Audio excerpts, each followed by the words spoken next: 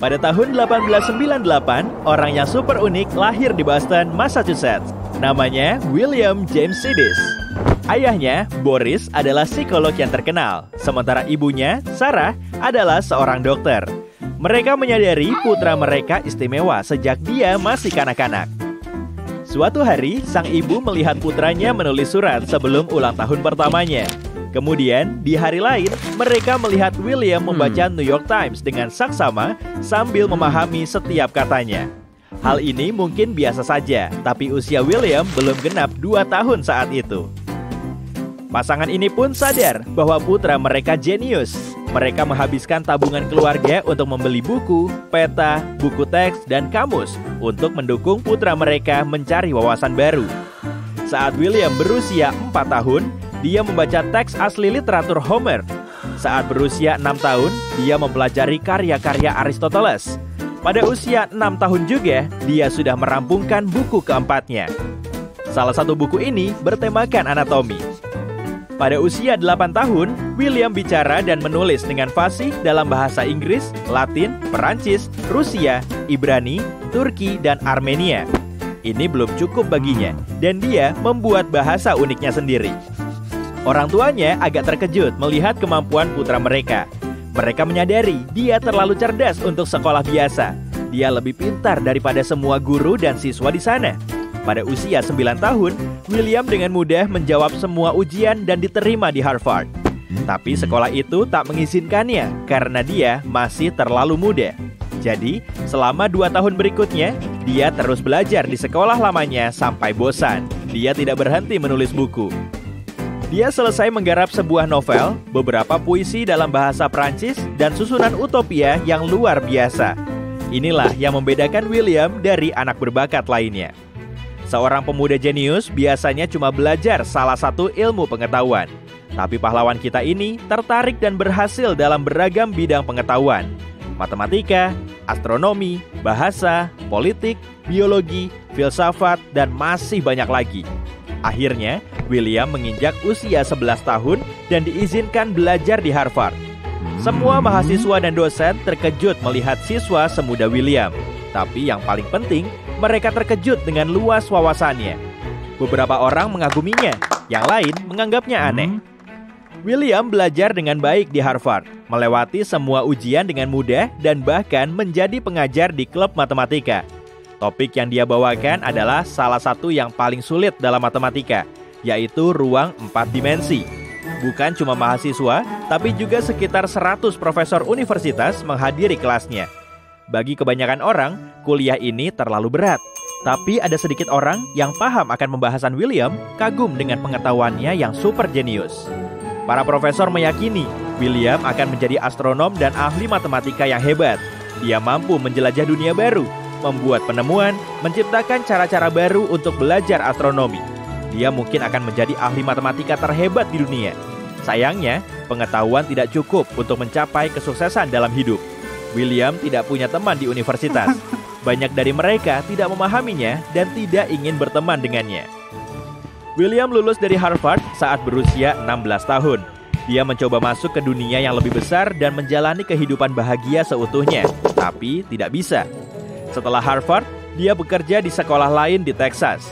William mengajar matematika, tapi karir mengajarnya berakhir dengan cepat. Manajemen sekolah memintanya meninggalkan pekerjaan ini karena dia jauh lebih muda dari semua guru dan siswa di sana.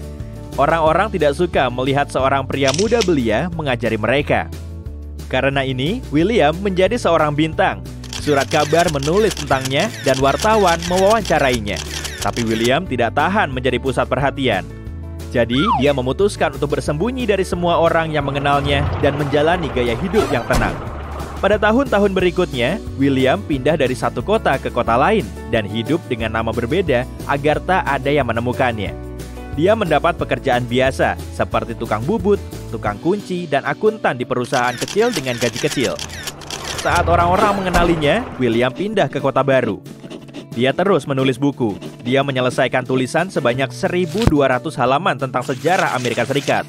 Dia mengoleksi tiket kereta dan tram dan menulis buku tentangnya. Dia juga menulis tentang sains dan astronomi. Dia menerbitkan semua bukunya dengan nama berbeda. Sayangnya, buku-buku ini tidak populer dan tidak menghasilkan uang. Bertahun-tahun kemudian, salah satu bukunya terjual lewat lelang seharga beberapa ribu dolar. Dia fasih bicara 40 bahasa. Tapi beberapa ahli dan penulis biografi mengklaim dia bisa bicara lebih dari 200 bahasa. William menjalani kehidupan yang tenang dan mungkin bahagia. Dia bekerja sebagai tukang kayu di New York, tinggal di apartemen sederhana, dan menemukan teman sejati. Penulis biografi yang mempelajari hidupnya mengatakan mereka yang akrab dengan William sangat menyanjungnya. Semua orang menggambarkannya dengan kata-kata yang sangat baik. Jadi, sepertinya William merasa puas dengan masa dewasanya meski masa mudanya berat. Tapi beberapa ahli lain meyakini dia tidak bahagia sepanjang sisa hidupnya. Kemudian, pada tahun 1937, kehidupannya yang tenang berubah saat bertemu seorang wanita yang menjadi temannya. Wanita ini mengunjunginya, dan mereka membahas berbagai topik. Segalanya berjalan baik. William senang punya teman baru. Tapi kemudian, sebuah artikel besar tentangnya diterbitkan di majalah terkenal. Artikel ini menggambarkan hidupnya dengan detail dan dari sudut pandang yang buruk. Dalam artikel ini, William digambarkan sebagai penyendiri. Ternyata, teman barunya adalah reporter dan sengaja mendekati William untuk mengetahui sebanyak mungkin tentang hidupnya. Sekarang, ratusan ribu orang salah paham tentangnya.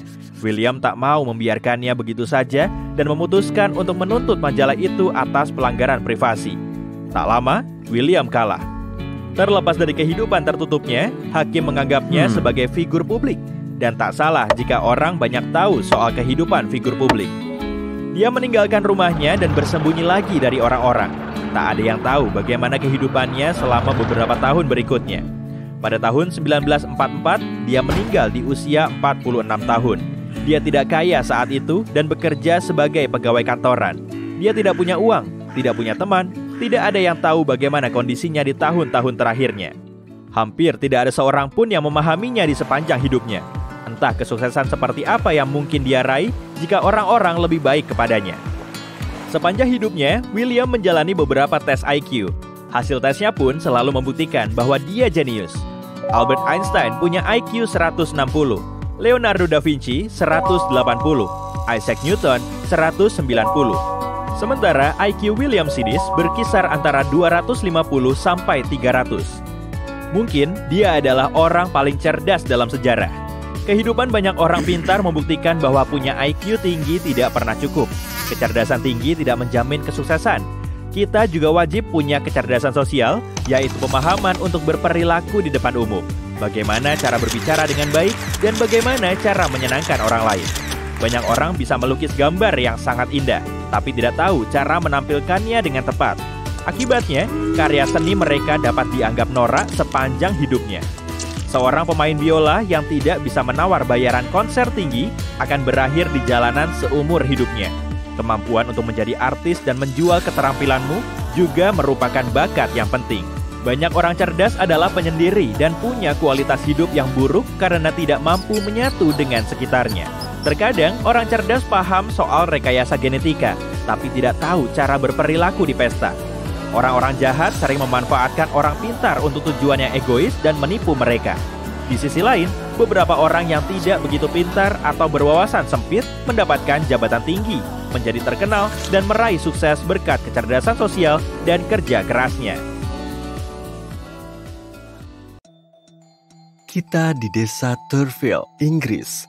Ini tahun 1871. Di sini di suatu jalan, kamu bisa temukan rumah tertentu. Rumah ini nggak ada bedanya dengan rumah-rumah lain, tapi banyak orang tetap di sekitarnya sambil menunggu sesuatu. Pintu rumah itu terbuka. Beberapa orang dewasa keluar dari sana. Mereka kelihatan terkejut dan bilang kalau semua rumor itu ternyata benar.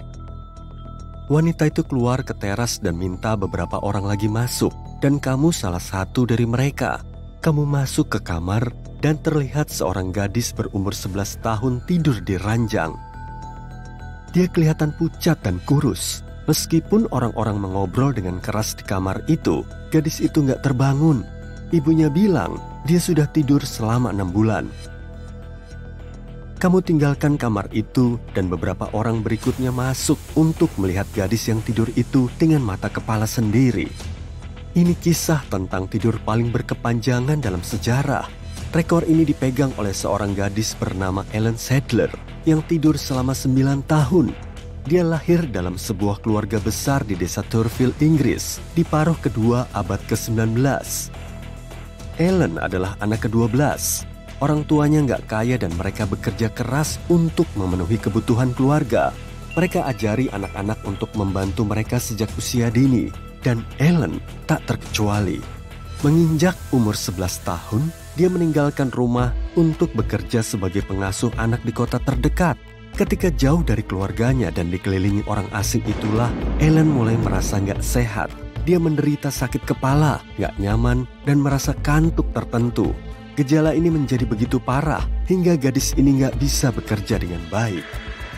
Dia kembali ke rumahnya di desa di mana orang tuanya membawanya ke rumah sakit. Para dokter nggak tahu cara menolongnya karena nggak bisa mendiagnosis. Mereka menghabiskan 18 minggu untuk mengobati gadis malang itu.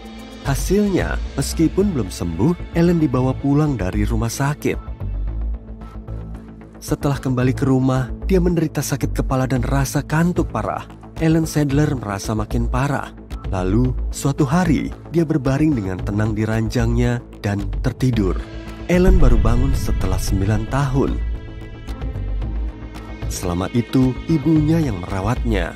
Ibunya menyuapi dia susu dan teh. Gadis yang tidur itu kehilangan berat badan dan kekuatan. Seluruh desa segera tahu tentang Ellen. Orang mulai berdatangan ke rumahnya untuk melihat fenomena aneh itu. Mereka lihat dia, mencoba membangunkannya, dan bercerita tentang dia ke teman-teman mereka. Berita tentang gadis yang tidur itu menyebar ke seluruh negeri. Ellen telah menjadi bahan tontonan. Orang dari seantero Inggris berdatangan untuk melihat seseorang yang telah tidur beberapa tahun. Mereka menyebut rumah tempat tinggal keluarga Ellen Sleepy Cottage. Para dokter dan reporter berdatangan ke sana. Seorang jurnalis dari Daily Telegraph menggambarkan tubuh gadis itu lemah dan terlalu lunak. Kakinya sedingin es dan bibirnya biru. Napas anak itu hampir nggak kelihatan. Tampaknya pelan-pelan kehidupan mulai meninggalkan tubuhnya.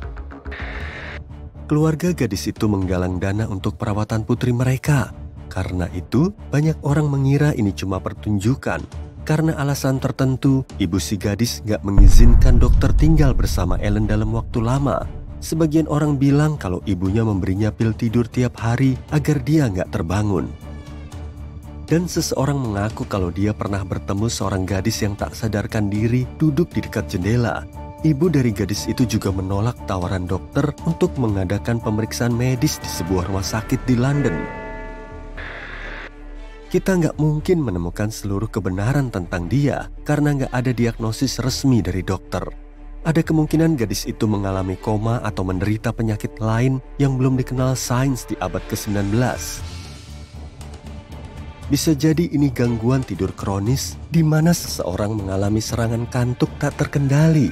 Bisa saja kamu lagi menyusuri jalan dan merasa sangat ingin tidur hingga jatuh ke tanah. Ellen tumbuh dalam keluarga besar dan terbiasa kerja keras sejak kecil. Mungkin kelelahan yang parah dan kurang tidur menyebabkan narkolepsi. Bagaimanapun, cerita ini berakhir dengan baik. Suatu hari, Ellen Sadler bangun. Dia nggak ingat apa yang telah terjadi dan sangat terkejut saat keluarganya bilang kalau dia telah tidur selama 9 tahun. Pertumbuhan gadis itu sedikit melambat dan penglihatannya memburuk, tapi kesehatannya lumayan. Ellen menikah dan punya 6 anak.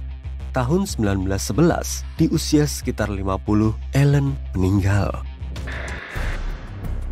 Yuk kita lihat kisah yang sama sekali berlawanan tentang seseorang yang memegang rekor waktu terlama tanpa tidur. Di bulan Januari 1964, Randy Gardner, anak SMA berumur 17 tahun, mengaku bahwa dia tetap terjaga selama beberapa pekan. Eksperimen itu dimulai bulan Desember dan berakhir Januari. Dan pada akhirnya, Randy merasa sangat normal. Kejadian ini tercatat dalam Guinness Book of Records dan memungkinkan ilmuwan banyak belajar tentang struktur otak manusia. Randy ingin mengerjakan proyek sains sekolah terkait tidur. Dia harus tetap terjaga selama mungkin dan temannya harus memastikan bahwa Randy selalu melek. Awalnya, semua berjalan lancar.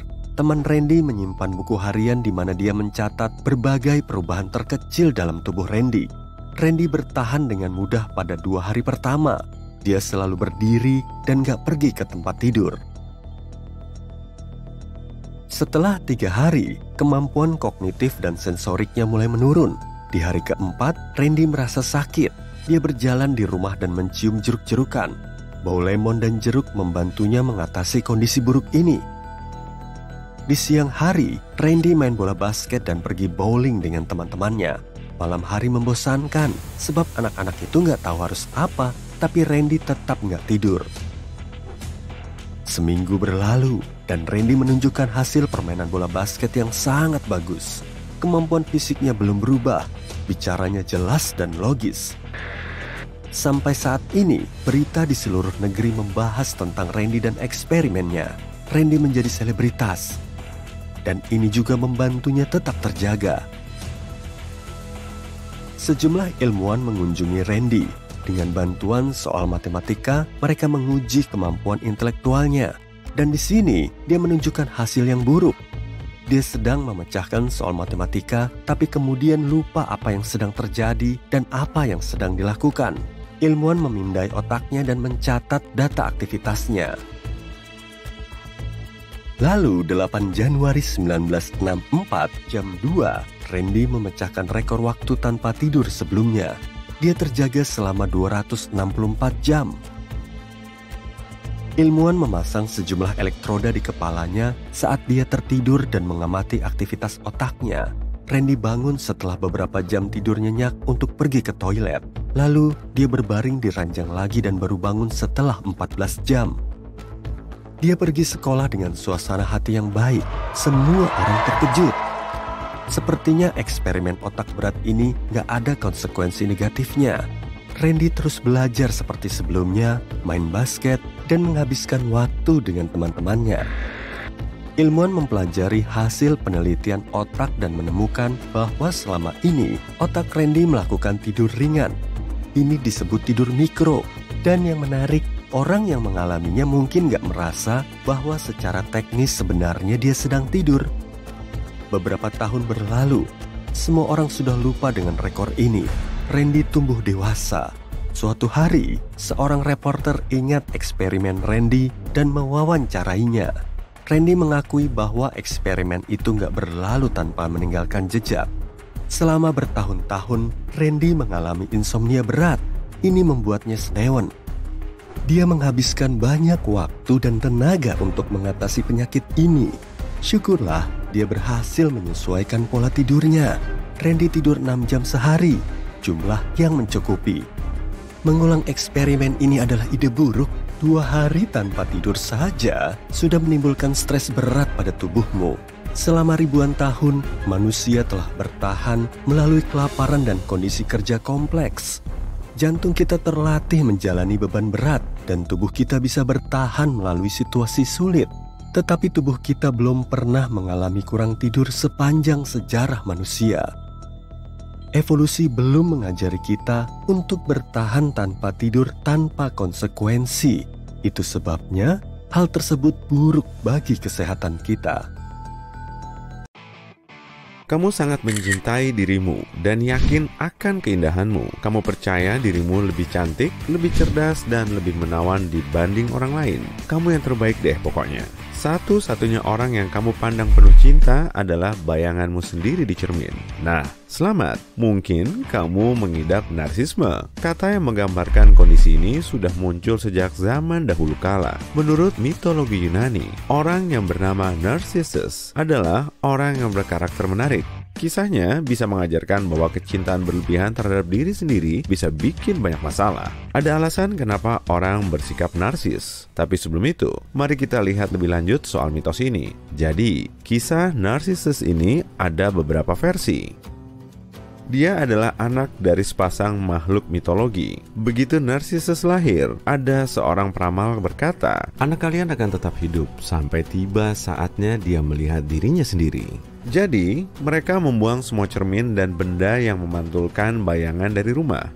Narcissus adalah seorang anak muda tampan. Semua orang mengagumi ketampanannya. Para nimfe dan gadis-gadis setempat jatuh cinta padanya. Tapi Narcissus nggak suka siapapun. Dia senang jalan-jalan di hutan, makan buah, dan mendengarkan nyanyian burung. Kemudian, suatu hari, seorang nimfe bernama Echo melihatnya berjalan di antara bunga-bunga dan pepohonan. Echo langsung jatuh cinta pada Narcissus saat itu juga. Setelah sekian lama, dia menyatakan perasaannya kepada Narcissus. Tapi Narcissus menolaknya. Echo patah hati. Dia kabur dan sembunyi di kegelapan hutan. Karena sedih banget, dia sampai nggak bisa makan dan minum, lantas meninggal. Satu-satunya yang tersisa dari dirinya hanyalah suaranya. Suaranya menggaung ke seluruh pepohonan dan semak-semak hutan. Lalu, seseorang bernama Nemesis mendengarnya. Nemesis marah karena Narcissus menolak Echo dan ingin menghukumnya. Jadi, Nemesis membuat Narcissus jatuh cinta dengan dirinya sendiri. Wah, Narcissus, pusing juga nih. Lalu, suatu hari, Narcissus melihat bayangannya di kolam dan gak bisa memalingkan pandangannya. Dia memandangi dirinya lama sekali, sampai nyawa meninggalkan tubuhnya, karena gak makan atau minum apapun selama itu. Ups, Narcissus menghilang. Dia meninggalkan setangkai bunga indah di dekat kolam. Bunga ini dinamai dengan namanya. Lumayan daripada dinamai Potsy. Kisah versi lainnya, Hera menghukum Echo karena kesalahannya terkait Zeus. Hey, harusnya kalian tahu kan nama dewa-dewi Yunani? Hera bikin Echo jadi nggak bisa bicara normal. Jadi, sejak saat itu, dia cuma bisa mengulang apa yang dia dengar. Kalau ditanya, hey, itu burung apa dinosaurus? Dia bakalan jawab, hey, itu burung atau dinosaurus? Ngeselin juga sih ya. Echo nggak mau hidup dengan kutukan itu, jadi dia sembunyi di gua yang gelap. Dia memutuskan tinggal di sana sampai akhir hayatnya. Beberapa waktu berlalu, dia melihat Narcissus datang. Echo akhirnya menemukan semangat hidup lagi karena dia jatuh cinta dengan pemuda itu. Tapi gimana dia bisa menyatakan perasaannya? Dia nggak bisa ngomong dengan normal. Karena itu, Echo memutuskan untuk mencari pertolongan kepada hutan. Dia punya kemampuan mengendalikan hewan dan pohon. Maka, dia menggunakan dedaunan dan burung-burung untuk menunjukkan perasaannya ke Narcissus. Pemuda itu langsung tahu kalau Echo jatuh cinta kepadanya. Tapi, dia lantas menolaknya tanpa ragu. Dia terlalu tertarik dengan dirinya sendiri dan gak mau berbagi dengan orang lain. Mungkin pun dia gak suka siapa-siapa. Mungkin dia mencari keindahan sempurna yang gak ada di alam. Echo yang dari awal udah sedih, jadi makin sedih lagi. Dia balik ke guanya dan mulai menangis. Dia nggak bisa makan minum dan memutuskan untuk tinggal di sana selamanya. Di akhir hidupnya, Echo meminta Nemesis membalas dendam dan menghukum Narcissus karena kesombongannya. Nemesis mencabut kesempatan mencintai orang lain dari diri Narcissus dan memaksanya mencintai dirinya sendiri. Lalu, di suatu hari yang terik, Narcissus pergi ke kolam untuk istirahat. Dia menekuk lututnya untuk minum air. Lalu, melihat bayangannya. Saat itu, kutukan Nemesis jadi kenyataan. Narcissus sangat terpana dengan ketampanannya sampai nggak bisa memalingkan wajah dari permukaan kolam. Dia begitu fokus sampai nggak ingat makan dan minum. Air ada di depannya, tapi dia nggak mau minum karena ketampanannya seolah menahannya. Wow, tampang cakep tapi kelaparan kayaknya. Narcissus udah membungkuk terlalu rendah sampai dia jatuh ke kolam dan nggak pernah keluar lagi. Tubuhnya nggak ditemukan oleh nimfe-nimfe di hutan. Para wanita berduka. Sebatang bunga indah berkelopak putih muncul di tepi sungai. Mereka pun menamainya dengan nama Narcissus. Selagi para nimfe meratapinya di bumi, Narcissus sudah berada di akhirat. Di sana pun dia terus aja mengagumi dirinya sendiri. Narcissus dikutuk memandangi bayangannya di sungai Styx selamanya. Dia seolah melamun. Kecintaannya pada diri sendiri seakan menghipnotisnya. Pandangan mata dari bayangannya membuatnya sedih sekaligus senang. Karakter sepertinya ini nggak bikin orang bersimpati karena nggak ada yang suka sama orang narsis. Tapi versi lain dari legenda ini membenarkan sikap pemuda itu. Seorang penjelajah dan ahli geografi Yunani terkenal menuliskan di salah satu bukunya yang berjudul Deskripsi Yunani bahwa Narcissus punya kakak kembar cantik. Mereka seperti dua tetes air bening. Lalu suatu hari, kakaknya ini meninggal. Hati Narcissus hancur. Lalu dia melihat bayangannya sendiri di cermin dan gak bisa berpaling. Bukan karena jatuh cinta dengan dirinya sendiri, tapi karena wajahnya mengingatkannya kepada kakaknya. Dia melihat dirinya sendiri karena gak mau kehilangan kakaknya lagi. Ya, kisah yang ini memang kayaknya lebih sedih, tapi semua ini mitos yang menunjukkan gambaran akurat dari salah satu sifat manusia. Orang-orang narsis selalu memikirkan kesuksesan, keindahan, kecantikannya sendiri, dan bahkan kisah cinta idealnya. Orang-orang ini yakin dirinya unik dan lebih baik daripada orang lain. Mereka cuma mau berkomunikasi dengan orang yang punya tingkat keunikan yang sama. Orang-orang narsis hidup dalam dunia fantasi yang penuh dengan kehebatannya sendiri. Memang nggak salah sih mencintai diri sendiri, tapi kadang rasa cinta ini jadi terlalu kuat. Punya hubungan dengan orang narsis itu jadi kayak tantangan, karena mereka cuma mikirin diri sendiri dan nggak punya empati. Mereka nggak peka dengan perasaan orang lain. Kamu bisa aja nangis waktu abis nonton film sedih, tapi si narsis nggak paham kenapa kamu nangis. Tapi terlepas dari semua sifat negatif itu, orang narsis itu menarik banget. Mereka selalu fun dan tahu cara bikin kamu ketawa atau menarik perhatianmu. Orang yang mencintai diri sendiri bakal kelihatan menarik di mata orang lain. Kamu mau cobain skydiving? Oke, nggak masalah. Ingat-ingat aja cara ngelepas parasutnya ya. Gimana kalau naik pesawat ke luar negeri sekarang? Boleh aja. Kenapa nggak? Semuanya jadi seru, tapi lambat laun kamu sadar. Berteman dengan orang semacam ini menantang, karena kamu nggak bisa berbagi kegembiraan, kesedihan, dan perasaan lainnya. Jangan kira orang narsis itu punya kepribadian kompleks karena mereka suka jadi orang yang gak baik. Sifat seperti ini berkembang seiring hidupnya, tapi semuanya dimulai sejak dini. Bayangin, orang tuamu memuji kamu dari lahir cuma karena pencapaianmu dan tampangmu. Kamu menang lomba renang. Bagus, kamu lulus ujian. Hebat, kamu ganteng banget, kata orang tuamu. Keren, kamu bisa jadi dokter, atau polisi, atau pengacara misalnya. Kedengarannya keren kan? Tapi gimana sama perasaanmu, keadaan mentalmu? Kalau nggak ada yang memperhitungkannya, kamu nggak bakal bisa menghargai hal semacam itu di orang lain. Kamu cuma bakal merhatiin kehebatan dan kesuksesanmu, karena orang tuamu cuma menghargaimu berdasarkan itu. Akhirnya, kamu pun jadi menghargai orang berdasarkan kualitas-kualitas ini aja. Kalau kamu sepopuler dan sama hebatnya, atau bahkan lebih keren, orang narsis pasti bakalan merhatiin kamu.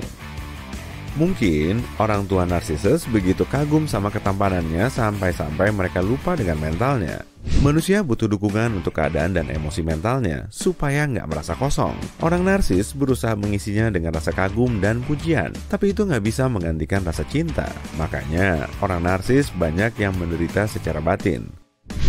Untungnya, perkembangan psikologi modern bisa membantu menghilangkan sifat narsis. Dokter berusaha memandu perasaan dan emosi yang dirasakan pasien di masa lalu. Mereka mencoba menemukan penyebab yang menjadikan orang bersifat narsis. Terapi ini butuh waktu lama dan rumit, tapi lumayan efektif. Sulit meyakinkan orang-orang narsis untuk mengikuti terapi ini. Kalau ada yang mau mengikuti, berarti mereka mengakui bahwa ada yang salah di dirinya. Kesadaran ini tentu menjadi ujian bagi orang-orang yang begitu mencintai dirinya sendiri. Katanya sih, semua yang hilang tak akan lekang. Mungkin ada benernya juga. Apalagi kalau kita ngomongin kapal-kapal kuno yang menjadi saksi bisu sepanjang sejarah. Dari kapal pertama di daftar ini aja udah kelihatan menarik kan? Inilah bangkai kapal Antikythera yang pernah menjadi kapal dagang Yunani di abad pertama sebelum Masehi. Lokasinya ada di timur pulau Antikythera, Yunani, tepatnya di titik pertemuan Laut Aegea dan Laut Mediterania. Bangkai kapal ini baru ditemukan pada tahun 1900, 2000 tahun setelah pelayaran terakhirnya oleh para penyelam. Kala itu, mereka sedang dalam perjalanan menuju Tunisia, tapi terpaksa berhenti di pulau terdekat untuk menghindari badai. Karena nggak bisa kemana-mana, mereka berburu spons sambil nunggu badai reda. Salah satu penyelam ngelihat bangkai kapal Antikythera di kedalaman 40-an meter. Dia yang awalnya mau nyari spons, malah dapat temuan arkeologi yang jauh lebih berharga. Kapten tim penyelam itu ngasih tahu temuannya ke otoritas Yunani dan mereka langsung menerjunkan 2 kapal ke lokasi.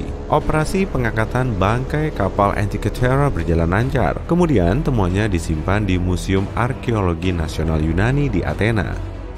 Temuan ini terdiri dari 3 kuda marmer dalam skala penuh, perhiasan, koin, dan ratusan karya seni. Termasuk juga patung Colossus Hercules setinggi 2,1 meter. Tapi yang paling menarik perhatian adalah Antikythera FEB alias patung perunggu seorang pemuda. Patung ini ternyata nggak mengikuti model patung terkenal dan nggak ada tiruannya. Tangannya memegang benda berbentuk bola. Para pakar berspekulasi soal sosok di balik patung ini dengan berbagai teori, tapi mereka masih teguh dengan pendapatnya masing-masing. Lebih dari 70 tahun kemudian, Jacques Cousteau dan timnya juga datang ke lokasi. Di situ, mereka nemu ratusan artefak lain dan jasad 4 orang. Mereka juga nemu satu set gerigi kompleks saling terkunci yang bisa dipakai untuk memprediksi gerakan matahari, bulan, dan sejumlah planet. Mekanisme ini bisa memprediksi terjadinya gerhana bulan dan matahari beberapa tahun sebelum waktu persisnya. Jadi, mekanisme Antikythera mirip banget kayak kalender komputer versi jadul yang dipakai untuk membuat acara penting. Misalnya, aktivitas pertanian, ritual keagamaan, dan olimpiade. Artefak yang ditemukan di bangkai kapal Antikythera menjadi temuan penting dalam arkeologi modern. Mekanisme Antikythera sudah berhasil mengubah persepsi kita tentang batasan teknologi jadul. Alat ini dibuat lebih dari 1000 tahun yang lalu, tapi desainnya canggih banget. Meski sudah terkumpul banyak temuan menakjubkan, para ahli yakin sebagian besar situs bangkai kapal Antikythera belum dieksplor. Apalagi lokasi dan lanskap dasar lautnya menantang. Bangkai kapal ini terlalu dalam bagi para scuba diver, tapi terlalu dangkal kalau dieksplor dengan kapal selam. Menurut survei dasar laut pada tahun 2012, ada bangkai kapal lain yang berjarak 240 meter ke selatan. Area ini punya banyak misteri yang perlu dipecahkan. Tapi apa jadinya kalau pemburu spons tadi nggak datang ke situ? Para saintis nemu bangkai kapal di dasar laut Weddell, Antartika, 107 tahun setelah kapalnya karam. Ternyata itu adalah kapal Endurance milik penjelajah Antartika Sir Ernest Shackleton yang hilang. Penemunya mengatakan ukuran bangkai kapal ini termasuk yang paling besar di antara kapal karam yang nggak ditemukan. Makanya mereka merekam seluruh proses penemuan tersebut. Videonya memperlihatkan sisa-sisa Endurance yang masih dalam kondisi bagus.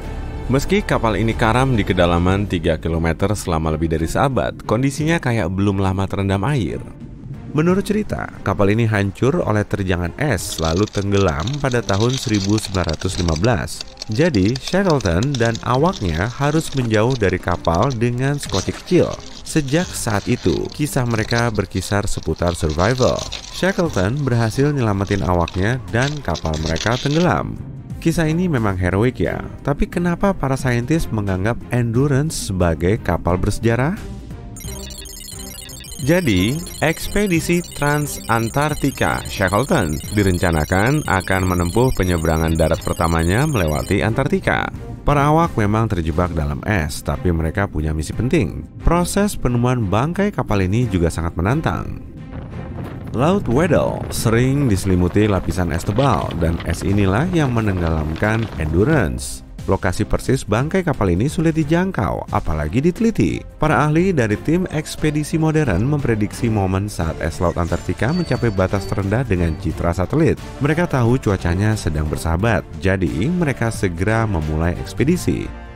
Dr. John Sears bilang mereka berhasil mencari bangkai kapal tersulit di dunia dengan melawan terjangan es yang terus bergerak, badai salju, dan penurunan suhu sampai minus 18 derajat Celcius. Itu pun masih mereka sebut suhunya bersahabat. Coba deh lihat kayu-kayu ini, kondisinya terbilang masih utuh. Nama kapalnya juga masih kelihatan. Arkeolog kelautan Manson Bound mengatakan Endurance adalah bangkai kapal kayu terbaik yang pernah dia temukan. Tentu ucapannya ini nggak cuma isapan jempol, karena dia telah berkarir di bidangnya selama 50 tahun. Tapi kenapa kayu-kayunya nggak lapuk ya? Ahli biologi laut dalam kutub, Dr. Michelle Taylor, mengatakan kayu itu cuma rusak sedikit karena hewan pemakan kayu nggak ada di kawasan tersebut. Pekerja tambang batu bara di Serbia Timur nemu 3 bangkai kapal yang diperkirakan sudah ada di situ selama 1300 tahun. Bangkai terbesarnya adalah kapal armada Romawi kuno sepanjang 15 meter dengan dasar rata. Kapal ini diperkirakan bisa mengangkut 30-35 awak. Di lambung kapal terdapat tanda bekas perbaikan yang menandakan kapal ini sudah dipakai lama. Dari tanda ini juga, kita bisa tahu kapal tersebut telah ada selama lebih dari 1000 tahun. Tapi, dua kapal kecil lainnya lebih cocok disebut sebagai perahu yang dipakai oleh orang Slavia saat menyerang perbatasan Romawi. Kedua perahu ini ditemukan di bawah lumpur dan tanah liat di dasar Sungai Purba. Jadi, di zaman dulu, ada suatu pangkalan Romawi bernama kota Fibinasium. Dan Fibinasium ini adalah ibu kota provinsi dengan penduduk 40 ribuan orang di abad keempat Masehi. Areanya lebih luas dari Pompei. Tambang batu bara Kostolak adalah hidden gem-nya. Para arkeolog telah membuktikan adanya aktivitas manusia dan hewan kuno di kawasan ini. Pada tahun 2012 lalu, mereka juga nemu tulang belulang 5 mamut berbulu yang telah punah 10.000 tahun lalu. Tim arkeolog Kanada nemu sebuah kapal di perairan Arktik Kanada 150 tahun setelah hilang. Kapal dagang ini bernama HMS Investigator. Ia dibeli pada tahun 1848 untuk nyari kapal penjelajah Sir John Franklin yang hilang dalam ekspedisi jalur barat laut. Lalu pada tahun 1850, HMS Investigator berlayar dari Inggris untuk menjalankan misi penyelamatan ini. Kru ekspedisi yang dipimpin oleh Kapten Robert McClure mengemudi kapal mereka ke laut lepas. Sang kapten sadar saat itu mereka berada di kaki terakhir jalur barat laut melintasi Amerika Utara.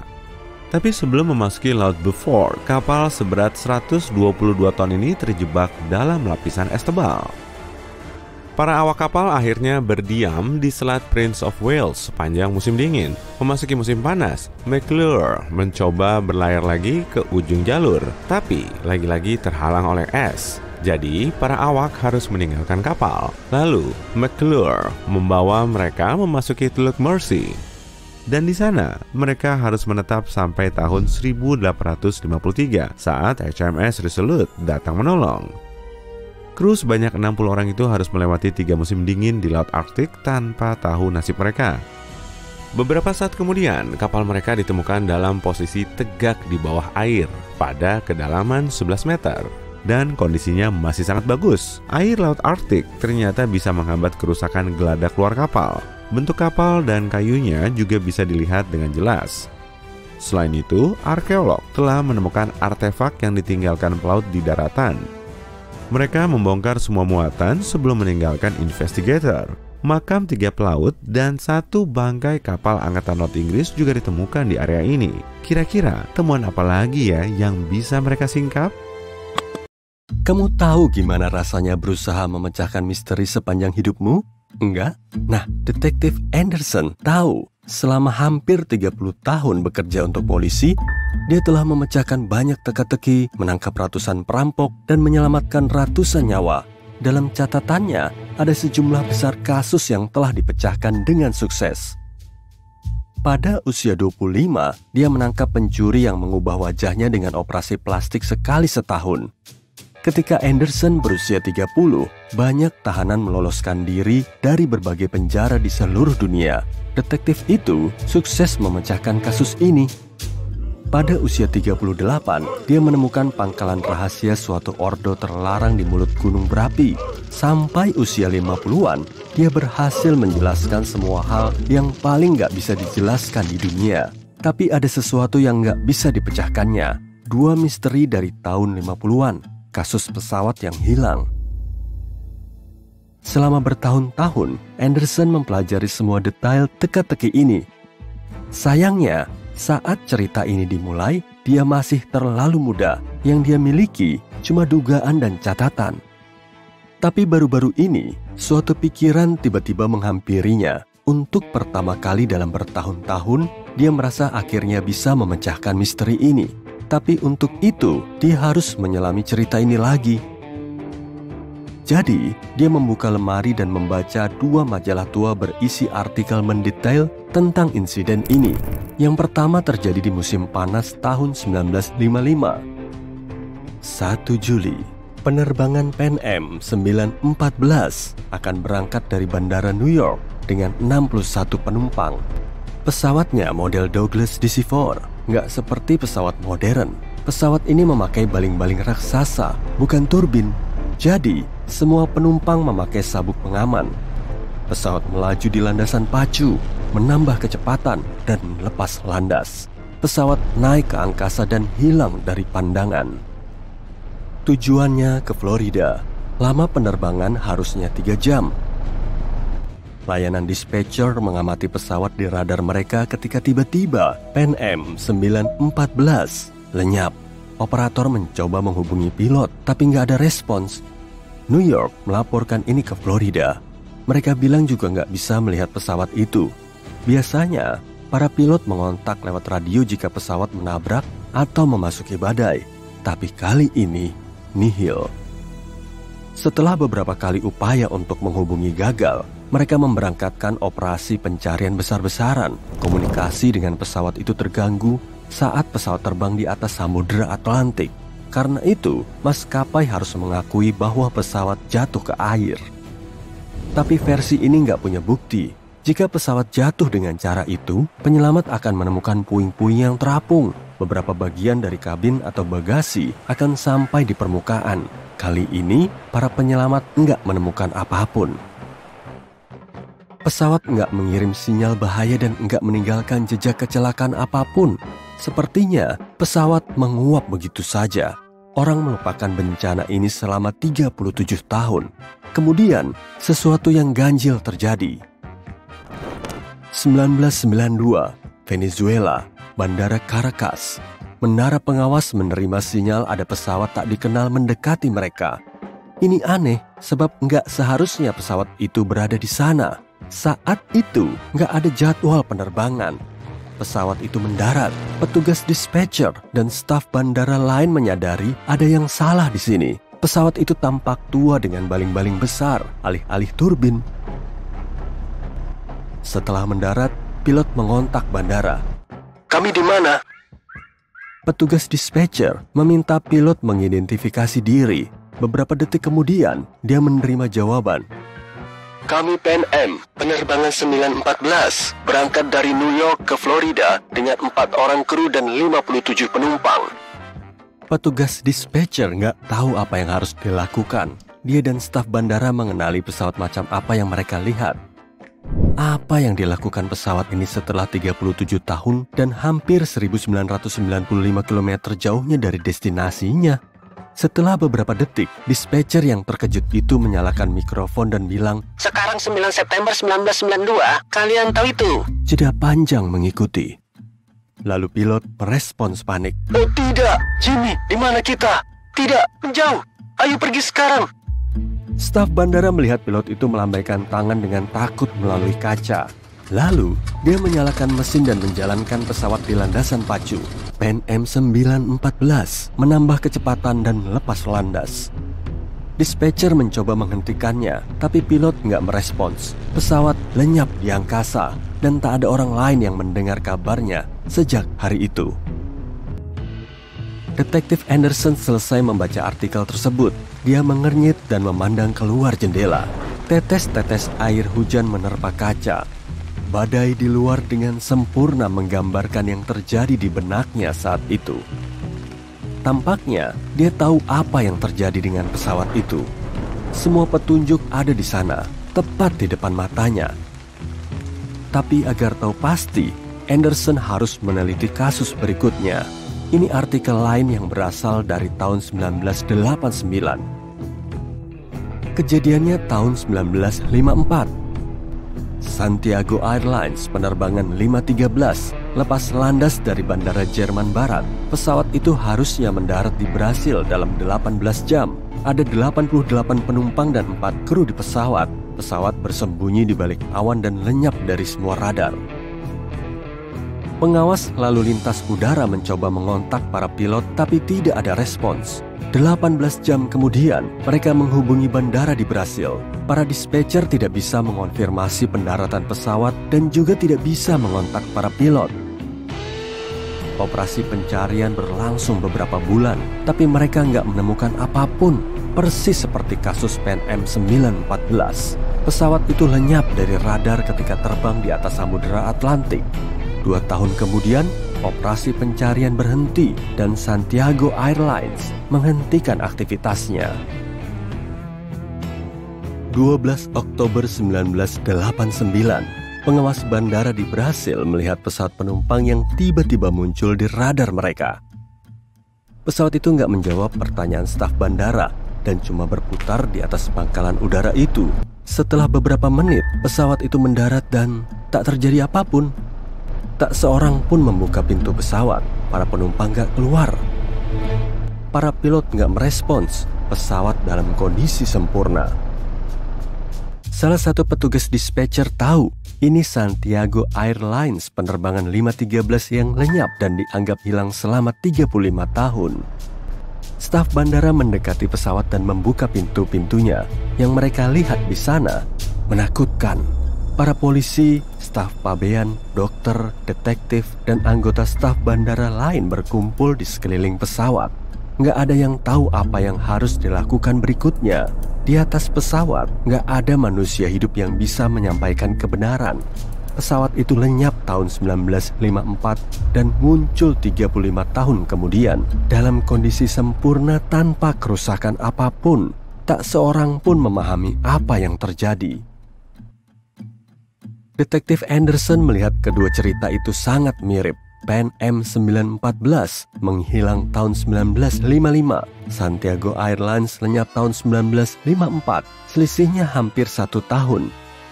Anderson menggaruk kepalanya dan melihat detail kecil yang lain. Kedua pesawat hilang dari radar saat terbang di atas Samudra Atlantik. Ada banyak mitos seputar kapal hantu dan fenomena misterius terkait segitiga Bermuda.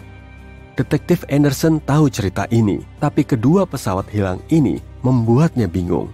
Dia membaca kedua artikel itu dan mengerti semuanya.